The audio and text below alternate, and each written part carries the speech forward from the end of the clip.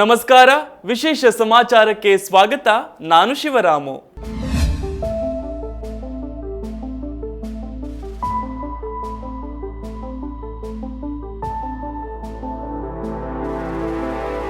ಆಸ್ತಿ ತೆರಿಗೆ ಪಾವತಿಸದ ರಾಕ್ಲೈನ್ ವೆಂಕಟೇಶ್ ಮಾಲೀಕತ್ವದ ರಾಕ್ಲೈನ್ ಮಾಲ್ಗೆ ಬಿಬಿಎಂಪಿ ಶಾಕ್ ನೀಡಿದೆ. ದಾಸರಹಳ್ಳಿಯಲ್ಲಿರುವ ರಾಕ್ಲೈನ್ ಮಾಲ್ಗೆ ಬೀಗ ಜಡಿದಿದೆ. ದಾಸರಹಳ್ಳಿ ವಲಯದ ಕಂದಾಯ ಅಧಿಕಾರಿಗಳು ಮಾಲ್ಗೆ ಬೀಗ ಹಾಕಿ ತೆರಳಿದ್ದಾರೆ. ಪೊಲೀಸರು ಹಾಗೂ ಮಾರ್ಷಲ್ ಸಮ್ಮುಖದಲ್ಲಿ ಅಧಿಕಾರಿಗಳು ಸೀಸ್ ಮಾಡಿದ್ದಾರೆ. ಹಲವು ವರ್ಷದಿಂದ ರಾಕ್ಲೈನ್ ಮಾಲ್ ಕೋಟ್ಯಾಂತರ ರೂಪಾಯಿ ತೆರಿಗೆಯನ್ನ ಬಾಕಿ ಉಳಿಸಿಕೊಂಡಿದೆ. ಹಲವು ಬಾರಿ ನೋಟಿಸ್ ನೀಡಿದ್ರೂ ತೆರಿಗೆ ಹಣವನ್ನ ನೀಡಿಲ್ಲ ಎನ್ನಲಾಗಿದೆ. ರಾಕ್ಲೈನ್ ಮಾಲ್ 2011ರಿಂದ 2023ರವರೆಗೆ ಒಟ್ಟು 11.51 ಕೋಟಿ ತೆರಿಗೆ ಬಾಕಿ ಇದೆಯಂತೆ. ಬಾಕಿ ತೆರಿಗೆ ಪಾವತಿಸಲು ಡಿಮ್ಯಾಂಡ್ ನೋಟಿಸ್ ನೀಡಿದ್ರೂ ಕೂಡ ತೆರಿಗೆ ಪಾವತಿಸಿಲ್ಲ. ಹೀಗಾಗಿ ಹಿರಿಯ ಅಧಿಕಾರಿಗಳ ನೇತೃತ್ವದಲ್ಲಿ ರಾಕ್ಲೈನ್ ಮಾಲ್ ಸೀಸ್ ಮಾಡಲಾಗಿದೆ. ದಾಸರಹಳ್ಳಿ ವಲಯ ಆಯುಕ್ತೆ ಪ್ರೀತಿ ಗೆಹ್ಲೋಟ್, ವಲಯ ಜಂಟಿ ಆಯುಕ್ತರಾದ ಬಾಲಶೇಖರ್, ದಾಸರಹಳ್ಳಿ ವಲಯ ಅಧಿಕಾರಿಗಳು, ಕಂದಾಯ ಅಧಿಕಾರಿಗಳು, ಪೊಲೀಸ್ ಸಿಬ್ಬಂದಿ ಹಾಗೆಯೇ ಮಾರ್ಷಲ್ ಸ್ಥಳದಲ್ಲಿದ್ದರು. ಭಿಕ್ಷುಕ ಮಾಡಿದ ಎಡವಟ್ಟು ಪೊಲೀಸರಿಗೆ ತಲೆನೋವಾಗಿ ಕಾಡಿದ ಪ್ರಸಂಗವೊಂದು ಬೆಳಕಿಗೆ ಬಂದಿದೆ. ಬೆಂಗಳೂರಿನ ಮಿನರ್ವಾ ಸರ್ಕಲ್ ಬಳಿಯ ಎಟಿಎಂ ಮೆಷಿನ್ ಬಳಿ ಕಳೆದ ಸೋಮವಾರ ಬೆಳಗ್ಗೆ 10 ಗಂಟೆಯ ಸುಮಾರಿಗೆ ನಡೆದಿರೋ ಪ್ರಸಂಗ ಇದು. ಭಿಕ್ಷುಕ ಇಲ್ಲಿನ ಕೋಟಕ್ ಮಹೀಂದ್ರಾ ಬ್ಯಾಂಕ್ನ ಎಟಿಎಂ ಪಕ್ಕದಲ್ಲಿ ಹಣ ತುಂಬಿಡುವ ಖಾಲಿ ಬಾಕ್ಸ್ ಇಟ್ಟು ಪರಾರಿಯಾಗಿದ್ದ. ನಂತರ ಅದನ್ನ ಕಂಡ ಜನರಿಗೆ ಅದರ ಮೇಲೆ ಅನುಮಾನ ಬಂದಿದೆ. ಕೂಡಲೇ ಸಾರ್ವಜನಿಕರು ಪೊಲೀಸರಿಗೆ ಮಾಹಿತಿ ನೀಡಿದ್ದಾರೆ. ಭಿಕ್ಷುಕ ಎಟಿಎಂನಲ್ಲಿದ್ದ ಹಣವನ್ನ ಕಳ್ಳತನ ಮಾಡಿ ಬಾಕ್ಸ್ನಲ್ಲಿ ಇಟ್ಟಿರಬೇಕು ಅಥವಾ ಬಾಕ್ಸ್ನಲ್ಲಿ ಏನಾದರೂ ಅನುಮಾನಾಸ್ಪದ ವಸ್ತುಗಳು ಇರಬೇಕು ಅಂತ ಅನುಮಾನ ಹುಟ್ಕೊಂಡಿತ್ತು. ಹೀಗಾಗಿ ಪೊಲೀಸರು ಫುಲ್ ಅಲರ್ಟ್ ಆಗಿದ್ರು. ಅಲ್ಲದೆ ಸ್ಥಳಕ್ಕೆ ಬಾಂಬ್ ಸ್ಕ್ವಾಡ್ ಕೂಡ ಕರೆಸ್ಕೊಂಡಿದ್ರು. ಬಾಂಬ್ ಸ್ಕ್ವಾಡ್ ಬಂದ ನಂತರದಲ್ಲಿ ಅಲ್ಲಿ ಏನೂ ಇಲ್ಲ ಅನ್ನೋದು ತಿಳಿದು ಬಂದಿದೆ. ನಂತರ ಬೇರೊಂದು ಎಟಿಎಂ ಬಾಕ್ಸ್ನಲ್ಲಿದ್ದ ಬಾಕ್ಸ್ಗಳನ್ನ ಇಲ್ಲಿ ತಂದಿಟ್ಟಿದ್ದಾನೆ ಅನ್ನೋದು ಬೆಳಕಿಗೆ ಬಂದಿದೆ. ಸಿಸಿಟಿವಿಯಲ್ಲಿ ಭಿಕ್ಷುಕನ ಚಲನವಲನ ಪತ್ತೆಯಾಗಿದೆ. ಸದ್ಯ ಹಣ ತುಂಬುವ ಬಾಕ್ಸ್ ಎಲ್ಲಿಂದ ಬಂತು ಅನ್ನೋದೇ ದೊಡ್ಡ ಪ್ರಶ್ನೆಯಾಗಿದೆ. ಪೊಲೀಸರು ಆ ಎಟಿಎಂ ಬಾಕ್ಸ್ ಎಲ್ಲಿಂದ ಬಂತು ಅಂತ ಹುಡುಕಾಟ ನಡೆಸುತ್ತಿದ್ದಾರೆ. ಕಲಾಸಿಪಾಳ್ಯ ಪೊಲೀಸ್ ಠಾಣಾ ವ್ಯಾಪ್ತಿಯಲ್ಲಿ ಘಟನೆ ನಡೆದಿದೆ. ಬೆಂಗಳೂರಿಗೆ ಡ್ರೈವರ್ಲೆಸ್ ಮೆಟ್ರೋ ಬೋಗಿ ಬಂದಿದೆ. 3 ಲಾರಿಗಳಲ್ಲಿ 6 ಚಾಲಕರಹಿತ ಮೆಟ್ರೋ ಬೋಗಿಗಳು ಬಂದಿವೆ. ಇಂದು ಮುಂಜಾನೆ 3:30ಕ್ಕೆ ಬೆಂಗಳೂರಿನ ಹೆಬ್ಬಗೋಡಿ ಡಿಪೋಗೆ ಚೀನಾದ ಕೋಚ್ಗಳು ಬಂದು ತಲುಪಿವೆ. ಜನವರಿ 24ರಂದು ಚೀನಾದ ಬಂದರಿನಿಂದ ಹೊರಟಿದ್ದ 6 ಕಾರುಗಳ ಮೊದಲ ರೈಲು ಸೆಟ್ ಇದಾಗಿದ್ದು, ಸಮುದ್ರ ಮಾರ್ಗವಾಗಿ ಫೆಬ್ರವರಿ 6ರಂದು ಚೆನ್ನೈ ಬಂದರಿಗೆ ಆಗಮಿಸಿದ್ವು. ಅಲ್ಲಿನ ಪ್ರಕ್ರಿಯೆ ಪೂರ್ಣಗೊಂಡು ಲಾರಿಗಳ ಮೂಲಕ ಅವುಗಳನ್ನು ಬೆಂಗಳೂರಿಗೆ ತರಲಾಗಿದೆ. ಇದೀಗ ಹೆಬ್ಬಗೋಡಿ ಡಿಪೋಗೆ 6 ಕಾರುಗಳ ಮೊದಲ ರೈಲು ಸೆಟ್ ಬಂದಿಳಿದಿವೆ. ಆರ್ವಿ ರಸ್ತೆಯಿಂದ ಬೊಮ್ಮಸಂದ್ರದ ಹೊರಗಿನ ಹಳದಿ ಮಾರ್ಗದಲ್ಲಿ ಈ ರೈಲು ಓಡಾಡಲಿವೆ. ಚೀನಾದಿಂದ ಬರಬೇಕಿದ್ದ ಬೋಗಿಗಳ ವಿಳಂಬದಿಂದಾಗಿ ಹಳದಿ ಮಾರ್ಗದ ಲೋಕಾರ್ಪಣೆ ತಡವಾಗಿತ್ತು. ಈಗ ಎಲ್ಲಾ ವಿಘ್ನವೂ ಮುಗಿದಿದ್ದು ಈ ಮಾರ್ಗದಲ್ಲಿ ಮೆಟ್ರೋ ಸಂಚರಿಸೋ ದಿನ ಹತ್ತಿರ ಇದೆ. ಈ ಡ್ರೈವರ್ಲೆಸ್ ಮೆಟ್ರೋ ಬೋಗಿ ಆಗಮನವಾಗಿದ್ದು ಟೆಸ್ಟಿಂಗ್ ಶೀಘ್ರದಲ್ಲಿ ಶುರುವಾಗಲಿದೆ.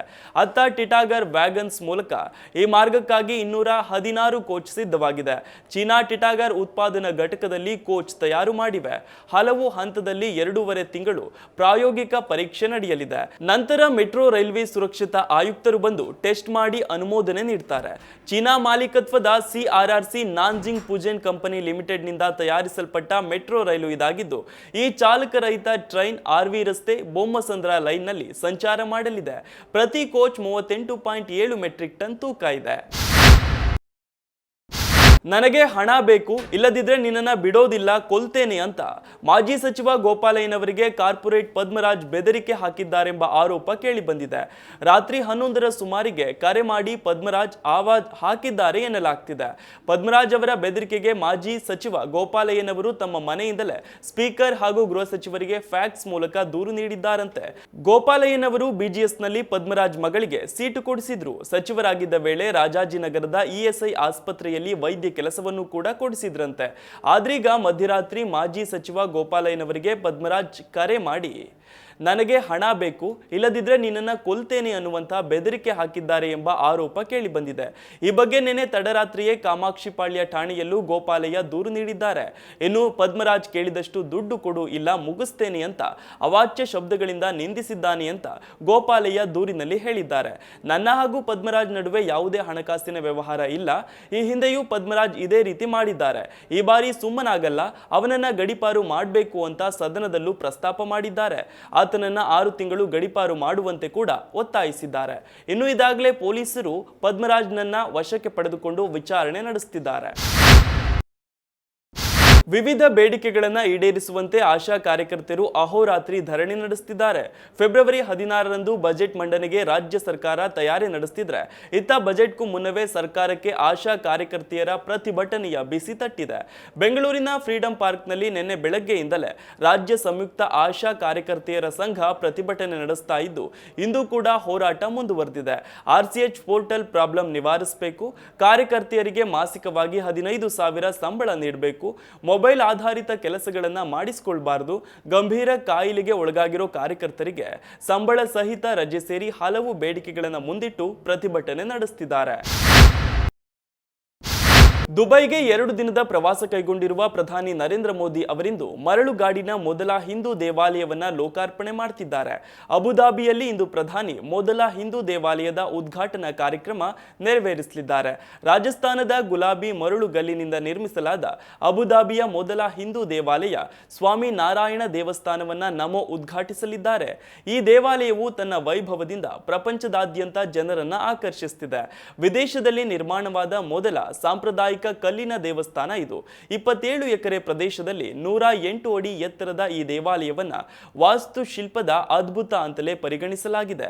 ದೇವಾಲಯದ ಆಡಳಿತದ ಪ್ರಕಾರ ಗಂಗಾ ಮತ್ತು ಯಮುನಾ ನದಿಗಳ ಪವಿತ್ರ ನೀರು ದೇವಾಲಯದ ಎರಡೂ ಬದಿಗಳಲ್ಲಿ ಹರಿಯುತ್ತೆ. ಇದನ್ನ ಭಾರತದಿಂದ ಬೃಹತ್ ಪಾತ್ರೆಗಳಲ್ಲಿ ತರಲಾಯಿತು ಎಂದು ಹೇಳಲಾಗಿದೆ. ಈ ದೇವಾಲಯದ ಮೂಲೆ ಮೂಲೆಯಲ್ಲಿ ಭಾರತದ ವೈಭವ ಇದೆ. ಇಲ್ಲಿ ವಾರಣಾಸಿಯನ್ನ ಕೂಡ ನೋಡಬಹುದು. ಇದರಲ್ಲಿ 40,000 ಘನ ಅಡಿ ಅಮೃತಶಿಲೆ, 1,80,000 ಘನ ಅಡಿ ಮರಳುಗಲ್ಲು, ಹಾಗೇನೆ 18 ಲಕ್ಷ ಇಟ್ಟಿಗೆಗಳನ್ನು ಬಳಸಲಾಗಿದೆ. ದೇವಸ್ಥಾನದಲ್ಲಿ 300 ಸೆನ್ಸರ್ಗಳನ್ನು ಅಳವಡಿಸಲಾಗಿದೆ. ಕೇಂದ್ರ ಸಚಿವೆ ಸ್ಮೃತಿ ಇರಾನಿ ರಾಷ್ಟ್ರಪತಿ ದ್ರೌಪದಿ ಮುರ್ಮು ಅವರ ಸಂದರ್ಶನ ಮಾಡಿದ್ದಾರೆ. ರಾಷ್ಟ್ರಪತಿಯನ್ನ ಕೇಂದ್ರ ಸಚಿವೆಯೊಬ್ಬರು ಸಂದರ್ಶನ ಮಾಡಿದ್ದು ಇದೇ ಮೊದಲು. ರಾಷ್ಟ್ರಪತಿ ಮುರ್ಮು ಅವರು ಒಡಿಶಾದ ರಾಯ್ ರಂಗಪುರದಿಂದ ರಾಷ್ಟ್ರಪತಿ ಭವನಕ್ಕೆ ಬರುವಾಗಿನ ಅವರ ಜೀವನದ ಹಾದಿ ಹೇಗಿತ್ತು, ಎಷ್ಟು ಕಷ್ಟಗಳು ಸವಾಲುಗಳನ್ನು ಎದುರಿಸಿದ್ದಾರೆ ಅನ್ನೋದನ್ನ ಸ್ಮೃತಿ ಇರಾನಿಯವರ ಬಳಿ ಹಂಚಿಕೊಂಡಿದ್ದಾರೆ. ಈ ಸಂದರ್ಶನವನ್ನ ಸಚಿವೆ ಸ್ಮೃತಿ ಹಂಚಿಕೊಂಡಿದ್ದು, ಪ್ರಪ್ರಥಮ ಬಾರಿಗೆ ನೀವು ರಾಷ್ಟ್ರಪತಿಯ ಜೀವನದ ಪಯಣ ಹಾಗೇನೆ ಅವರ ಅಸಾಧಾರಣ ಮಜಲುಗಳ ಬಗ್ಗೆ ತಿಳಿದುಕೊಳ್ಳಬಹುದು ಅಂತ ಎಕ್ಸ್ನಲ್ಲಿ ಬರೆದುಕೊಂಡಿದ್ದಾರೆ. ಇನ್ನು ದ್ರೌಪದಿ ಮುರ್ಮು ಅವರ ಜೀವನ ಮಹಿಳಾ ಶಕ್ತಿಯ ಪ್ರತೀಕ. ಸಣ್ಣ ಹಳ್ಳಿಯಿಂದ ಬಂದು ದೇಶದ ಅತ್ಯುನ್ನತ ಸ್ಥಾನಕ್ಕೆ ಏರಿದ ಅವರ ಅಸಾಧಾರಣ ಕಥೆ ಅನೇಕರಿಗೆ ಸ್ಫೂರ್ತಿ ನೀಡುತ್ತೆ ಅಂತ ಅವರು ಹೇಳಿದ್ದಾರೆ. ನಯಿ ಸೋಚ್ ನಯಿ ಕಹಾನಿ A radio journey with Smriti Irani ಎಂಬ ಶೀರ್ಷಿಕೆಯಲ್ಲಿ ಸಂದರ್ಶನ ಯೂಟ್ಯೂಬ್ ಸೇರಿದಂತೆ ದೂರದರ್ಶನದಲ್ಲೂ ಪ್ರಸಾರಗೊಂಡಿದೆ. ಸಂದರ್ಶನದಲ್ಲಿ ಮುರ್ಮು ಅವರು ತಮ್ಮ ಶೈಕ್ಷಣಿಕ, ವೃತ್ತಿಪರ ಮತ್ತು ರಾಜಕೀಯ ಪ್ರಯಾಣದ ಬಗ್ಗೆ ಬೆಳಕು ಚೆಲ್ಲಿದ್ರು. ಹಾಗೇನೆ ರಾಷ್ಟ್ರಪತಿಯಾಗಿ ಸಾರ್ವಜನಿಕರೊಂದಿಗೆ ಸಂವಾದದ ಅನುಭವಗಳನ್ನು ಹಂಚಿಕೊಂಡಿದ್ದಾರೆ. ಅವರು ದೆಹಲಿ ಮೆಟ್ರೋದಲ್ಲಿ ತಮ್ಮ ಇತ್ತೀಚಿನ ಪ್ರಯಾಣದ ಬಗ್ಗೆಯೂ ಮಾತನಾಡಿದ್ದಾರೆ. ತುಕಾಲಿ ಸಂತು ಮತ್ತು ಹಳ್ಳಿಕಾರ್ ಖ್ಯಾತಿಯ ವರ್ತೂರ್ ಸಂತೋಷ್ ಬಿಗ್ ಬಾಸ್ ಮನೆಯಲ್ಲಿ ಸಂತು ಪಂತು ಜೋಡಿ ಅಂತಲೇ ಖ್ಯಾತರಾಗಿದ್ರು. ಇದೀಗ ಇವರ ಕುರಿತಂತೆ ಸಿನಿಮಾ ಒಂದು ಮೂಡಿ ಬರಲಿದೆ ಅನ್ನೋದು ಸ್ಯಾಂಡಲ್ವುಡ್ ನಲ್ಲಿ ಓಡಾಡ್ತಾ ಇರೋ ಸುದ್ದಿ. ಚಿತ್ರಕ್ಕೆ ಸಂತು ಪಂತು ಅಂತಲೇ ಹೆಸರಿಡಲಾಗಿದೆಯಂತೆ. ಈ ಕುರಿತಂತೆ ಸ್ವತಃ ತುಕಾಲಿ ಸಂತು ಅವರೇ ಮಾಧ್ಯಮಗಳ ಮುಂದೆ ಹೇಳ್ಕೊಂಡಿದ್ದಾರೆ. ಸ್ಕ್ರಿಪ್ಟ್ ರೆಡಿ ಇದೆ, ನಿರ್ಮಾಪಕರು ಕೂಡ ಇದ್ದಾರೆ, ಆದ್ರೆ ಈ ಸಿನಿಮಾ ಯಾವಾಗ ಆಗತ್ತೋ ಗೊತ್ತಿಲ್ಲ ಅಂತ ತುಕಾಲಿ ಸಂತು ಹೇಳಿದ್ದಾರೆ. ಈ ಮೂಲಕ ಸಿನಿಮಾ ಆಗೋದು ಪಕ್ಕ ಅನ್ನೋದನ್ನ ಸಾಬೀತುಪಡಿಸಿದ್ದಾರೆ. ಸದ್ಯ ತುಕಾಲಿ ಸಂತು ಗಿಚ್ಚಿ ಗಿಲಿಗಿಲಿ ಕಾರ್ಯಕ್ರಮದಲ್ಲಿ ಬ್ಯುಸಿಯಾಗಿದ್ದಾರೆ.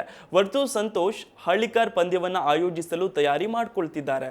ಈ ಇಬ್ಬರು ಒಟ್ಟಾಗಿ ಬಂದು ಈ ಚಿತ್ರವನ್ನ ಮಾಡ್ತಾರೆ ಅನ್ನೋದು ಸದ್ಯದ ಕುತೂಹಲ. ಬಿಗ್ ಬಾಸ್ ಸೀಸನ್ 10ರ ರನ್ನರ್ ಅಪ್ ಆಗಿ ಗುರುತಿಸಿಕೊಂಡಿರುವ ಡ್ರೋನ್ ಪ್ರತಾಪ್ಗೆ ಹೋದಲ್ಲೆಲ್ಲ ಅಭಿಮಾನಿಗಳು ಮುಗಿ ಬೀಳ್ತಿದ್ದಾರೆ. ಇದೀಗ ಅಭಿಮಾನಿಯ ಆಟೋ ಓಡಿಸಿ ಡ್ರೋನ್ ಪ್ರತಾಪ್ ಶುಭ ಹಾರೈಸಿದ್ದಾರೆ. ಈ ಹಿಂದೆ ಸಿಕ್ಕಾಪಟ್ಟೆ ಟ್ರೋಲ್ ಆಗಿದ್ದ ಪ್ರತಾಪ್ ಬಿಗ್ ಬಾಸ್ ಮನೆಯಿಂದ ಬಂದ ಮೇಲೆ ಅವರ ಮೇಲಿದ್ದ ಜನರ ಅಭಿಪ್ರಾಯ ಬದಲಾಗಿದೆ. ಇದೀಗ ಅಭಿಮಾನಿಯೊಬ್ಬ ಮಳವಳ್ಳಿಯಲ್ಲಿರುವ ಪ್ರತಾಪ್ ಅವರ ಮನೆಗೆ ಭೇಟಿ ನೀಡಿ ಮಾತನಾಡಿಸಿದ್ದಾರೆ. ಅಭಿಮಾನಿಯ ಆಟೋ ಓಡಿಸಿ ಶಂಕರ್ ನಾಗ್ ಅವರನ್ನ ನೆನಪು ಮಾಡಿಸಿದ್ರಿ ಅಂತ ವಿಡಿಯೋದಲ್ಲಿ ಪ್ರತಾಪ್ ಹೇಳಿದ್ದಾರೆ. ಆಟೋ ಓಡಿಸುತ್ತಲೇ ಶಂಕರ್ ನಾಗ್ ಅವರಿಗೆ ಜೈ ಅಂತ ಪ್ರತಾಪ್ ಕೊಂಡಾಡಿದ್ದಾರೆ. ತಮ್ಮ ಮನೆಗೆ ಆಗಮಿಸಿ ಆಟೋ ಓಡಿಸಲು ಕಲಿಸಿಕೊಟ್ಟ ಅಭಿಮಾನಿಗೆ ಡ್ರೋನ್ ಪ್ರತಾಪ್ ಧನ್ಯವಾದ ತಿಳಿಸಿದ್ದಾರೆ. ಈ ಕುರಿತ ವಿಡಿಯೋ ಇದೀಗ ಸಾಮಾಜಿಕ ಜಾಲತಾಣದಲ್ಲಿ ಸದ್ದು ಮಾಡ್ತಿದೆ. ಒಂದು ಸರಳ ಪ್ರೇಮಕತೆ ಚಿತ್ರ ವ್ಯಾಲೆಂಟೈನ್ಸ್ ಡೇ ಸಂದರ್ಭದಲ್ಲಿಯೇ ರಿಲೀಸ್ ಆಗಿದೆ. ಸಿಂಪಲ್ ಸುನಿ ನಿರ್ದೇಶನದ ಈ ಚಿತ್ರಕ್ಕೆ ಎಲ್ಲಾ ಕಡೆಗಳಿಂದ ಮೆಚ್ಚುಗೆ ವ್ಯಕ್ತವಾಗ್ತಿದೆ. ಸಿನಿಮಾ ನೋಡಿದ ಅನೇಕರು ಪಾಸಿಟಿವ್ ಆಗಿ ಪ್ರತಿಕ್ರಿಯೆ ನೀಡುತ್ತಿದ್ದಾರೆ. ಈ ಚಿತ್ರದಲ್ಲಿ ಲವ್ ಸ್ಟೋರಿ ಇದೆ. ಈ ಕಾರಣಕ್ಕೆ ಪ್ರೇಮಿಗಳ ದಿನದಂದು ಒಂದು ಆಫರ್ ನೀಡಲಾಗ್ತಿದೆ. ಒಂದು ಸರಳ ಪ್ರೇಮಕತೆ ನೋಡಲು ಹುಡುಗ ಹಾಗೂ ಹುಡುಗಿ ಒಟ್ಟಾಗಿ ಬಂದ್ರೆ ತಂಡದ ಕಡೆಯಿಂದ ಒಂದು ಆಫರ್ ಇದೆ. ಹುಡುಗ ಟಿಕೆಟ್ ಪಡೆದ್ರೆ ಹುಡುಗಿಗೆ ಟಿಕೆಟ್ ಫ್ರೀ, ಹುಡುಗಿ ಟಿಕೆಟ್ ಖರೀದಿಸಿದ್ರೆ ಹುಡುಗನಿಗೆ ಫ್ರೀ. ಫೆಬ್ರವರಿ 14 ಅಂದ್ರೆ ಇಂದು ಮಾತ್ರ ಈ ಆಫರ್ ಇರಲಿದೆ. ಈ ವಿಚಾರವನ್ನ ನಿರ್ದೇಶಕ ಸಿಂಪಲ್ ಸುನಿ ಅವರು ರಿವೀಲ್ ಮಾಡಿದ್ದಾರೆ. ಒಳ್ಳೆಯ ಸಿನಿಮಾ ಜನರು ಹೆಚ್ಚೆಚ್ಚು ನೋಡಿದ್ರೆ ಬಾಯಿ ಮಾತಿನ ಪ್ರಚಾರ ಸಿಗುತ್ತೆ, ಅದಕ್ಕಾಗಿ ಈ ಯೋಜನೆ ರೂಪಿಸಲಾಗಿದೆ ಎಂದಿದ್ದಾರೆ. ನಟಿ ಗಾಯಕಿ ಮಲ್ಲಿಕಾ ರಜಪೂತ್ ಅವರು ನೇಣು ಬಿಗಿದ ಸ್ಥಿತಿಯಲ್ಲಿ ಪತ್ತೆಯಾಗಿದ್ದಾರೆ. ಅವರಿಗೆ 35 ವರ್ಷ ವಯಸ್ಸಾಗಿತ್ತು. ಉತ್ತರ ಪ್ರದೇಶದ ಸುಲ್ತಾನಪುರದ ತಮ್ಮ ಮನೆಯ ಕೋಣೆಯಲ್ಲಿ ನೇಣು ಬಿಗಿದ ಸ್ಥಿತಿಯಲ್ಲಿ ಮಲ್ಲಿಕಾರ ಮೃತದೇಹ ಪತ್ತೆಯಾಗಿದೆ. ಮೇಲ್ನೋಟಕ್ಕೆ ಆತ್ಮಹತ್ಯೆಯಂತೆ ಕಾಣ್ತಿದೆಯಂತ ಪೊಲೀಸರು ಹೇಳಿದ್ದು, ಮರಣೋತ್ತರ ಪರೀಕ್ಷೆ ಹಾಗೂ ತನಿಖೆಯ ಬಳಿಕವೇ ಸಾವಿಗೆ ನಿಜವಾದ ಕಾರಣ ತಿಳಿದು ಬರಲಿದೆ ಎಂದಿದ್ದಾರೆ. ಮಾಧ್ಯಮಗಳೊಟ್ಟಿಗೆ ಮಾತನಾಡಿರುವ ಮಲ್ಲಿಕಾರ ತಾಯಿ, ಮಗಳು ಆರಾಮವಾಗಿಯೇ ಇದ್ದಳು. ಇಂದು ಬೆಳಗ್ಗೆ ಎದ್ದಾಗ ಆಕೆಯ ಕೋಣೆಯ ಬಾಗಿಲು ಹಾಕಿತ್ತು, ಲೈಟ್ ಆನ್ ಆಗಿತ್ತು. ಬಾಗಿಲು ತಟ್ಟಿದಾಗ ತೆಗೆಯಲಿಲ್ಲ. ನಾನು ಕಿಟಕಿಯಿಂದ ನೋಡಿದಾಗ ಮಗಳು ನಿಂತಿರುವಂತೆ ಕಂಡಿತ್ತು. ಬಳಿಕ ಆಕೆಯ ತಂದೆಯನ್ನ ಇನ್ನಿತರರನ್ನ ಕರೆಸಿ ಬಾಗಿಲು ಒಡೆಸಿದಾಗ ಮಗಳು ನೇಣು ಬಿಗಿದ ಸ್ಥಿತಿಯಲ್ಲಿ ಪತ್ತೆಯಾದಳು ಎಂದಿದ್ದಾರೆ. ಕೊಟ್ವಾಲಿ ಪೊಲೀಸರು ಪ್ರಕರಣ ದಾಖಲಿಸಿಕೊಂಡಿದ್ದು ತನಿಖೆ ಆರಂಭಿಸಿದ್ದಾರೆ. ರಶ್ಮಿಕಾ ಮಂದಣ್ಣ ಈಗ ಪ್ಯಾನ್ ಇಂಡಿಯಾ ಸ್ಟಾರ್. ಹೀಗಾಗಿ ನಟಿಯ ಸಿಂಗಲ್ ಅವರ್ ಕಾಲ್ ಶೀಟ್ ಪಡೆಯೋಕೆ ಕೋಟಿ ಕೊಡ್ತಿದ್ದಾರೆ. ಆದರೆ ಬಾಲಿವುಡ್ನಲ್ಲಿ ಸ್ಟಾರ್ ಆಗೋ ಮುನ್ನ ರಶ್ಮಿಕಾ ಒಪ್ಪಿಕೊಂಡಿದ್ದ ತೆಲುಗು ಚಿತ್ರವೊಂದು ಅರ್ಧಕ್ಕೆ ನಿಂತಿದೆ. ಕಾರಣ ರಶ್ಮಿಕಾ ಕೇಳ್ತಿರೋ ಕೋಟಿ ಸಂಭಾವನೆಯಂತೆ. ರೈನ್ಬೋ ಸಿನಿಮಾ ಮೊದಲ ಹಂತದ ಶೂಟಿಂಗ್ ಮುಗಿದಿದೆ. ಎರಡನೇ ಹಂತದ ಶೂಟಿಂಗ್ ಶುರು ಆಗಬೇಕಿದೆ. ರೈನ್ಬೋ ಚಿತ್ರಕ್ಕೆ ತಮಿಳು ನಿರ್ದೇಶಕ ಶಾಂತರು ಬಾನ್ ಆಕ್ಷನ್ ಕಟ್ ಹೇಳ್ತಿದ್ದಾರೆ. ಶೂಟಿಂಗ್ ಬಗ್ಗೆ ಯಾವುದೇ ಅಪ್ಡೇಟ್ ಕೂಡ ಬಂದಿಲ್ಲ. ರಶ್ಮಿಕಾ ಮಂದಣ್ಣ ಅವರು ಶೂಟ್ನಲ್ಲಿ ಆಗ್ತಿಲ್ಲ ಎನ್ನಲಾಗಿದೆ. ಕೆಲ ದಿನಗಳ ಹಿಂದೆ ರಶ್ಮಿಕಾರ ಸಂಭಾವನೆ ಜಾಸ್ತಿ ಆಗಿದೆ.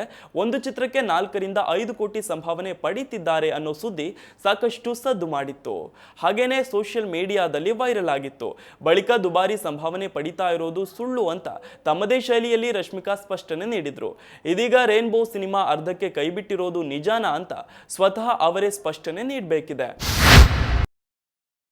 ಇದಿಷ್ಟು ಈವರೆಗಿನ ಅಪ್ಡೇಟ್ಸ್. ನಿರಂತರ ಸುದ್ದಿಗಾಗಿ ನೋಡ್ತಾ ಇರಿ ಜಿ ಕನ್ನಡ ನ್ಯೂಸ್. ಸತ್ಯವೇ ಸುದ್ದಿಯ ಜೀವಾಳ.